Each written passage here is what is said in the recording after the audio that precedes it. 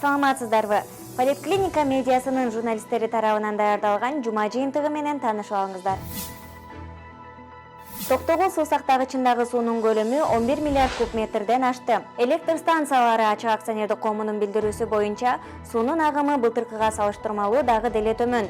Бүгүнкү күндө суунун агымы секундасына 590 кубметрди түзөт. Израил өз жарандарына Кыргызстанга саякаттоого тыюу салды. Израилдин саламаттыкты сактоо министрлиги Кыргызстанды коронавирус өтө күч алган мамлекеттердин катарына кошту. Мыйзамсыз баюу беренеси боюнча кылмыш иши козголгон Жогорку Кеңештин депутаты Алиярбек Абжалиев УКМКнын эсебине 20 миллион сом которду. Ашхабад шаарында Кыргыз Республикасынын президенти Садыр Жапаров менен Түркмөнстандын президенти Гурбангулы Бердимухамедовдун расмий жолугушуусу болду. 29 июнь шейшембе. Президент Садыр Жапаров Тажикстандын президенти Эмомали Рахмон менен жолугушту. Ал жолугушууда эки тараптын куралдуу кагылышуунун кайталанышына жол берилбеши керектигин белгиледи. Президент Садыр Жапаров Кыргыз Республикасынын шайлоо жана референдум өткөрүү боюнча борбордук комиссиясы жөнүндө конституциялык мыйзамга кол койду.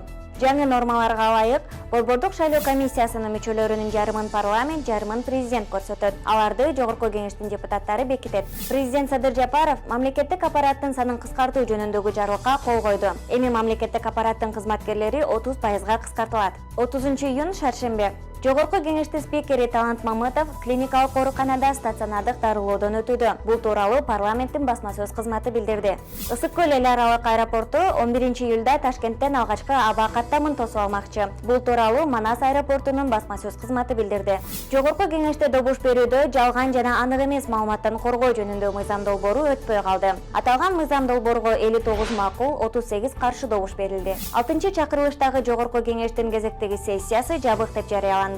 1 июль бейшембе. Жогорку Кеңештин депутаттары Фируза Жамашеваны Жогорку соттун судьясы кызматынан бошотушту. Жогорку соттун судьялыгынан мөөнөтүнөн мурда бошотуу жөнүндө арызды Фируза Жамашева өз каалоосу менен жазган. Кыргыз Республикасынын эл артисти, журналист, публицист, музыка таануучу Балбай Алагушев дүйнө салды. 2 июль жума. Бишкек шаарынын 1-май райондук соту Туран партиясынын лидери Жеңиш Молдокматовго карата баш коргоо чарасын узартты. Ал 1 сентябрга чейин камакта калды. Жогорку Кеңештин айрым депутаттары Кыргыз Республикасынын эгемендигинин 30 жылдыгына байланыштуу мунапыс тууралуу мыйзам долбоорун иштеп чыгышты. Документ 1 июлда коомдук талкууга коюлду. Сиздер Поликлиника медиасы тарабынан даярдалган жума жыйынтыгы менен тааныштыңыздар.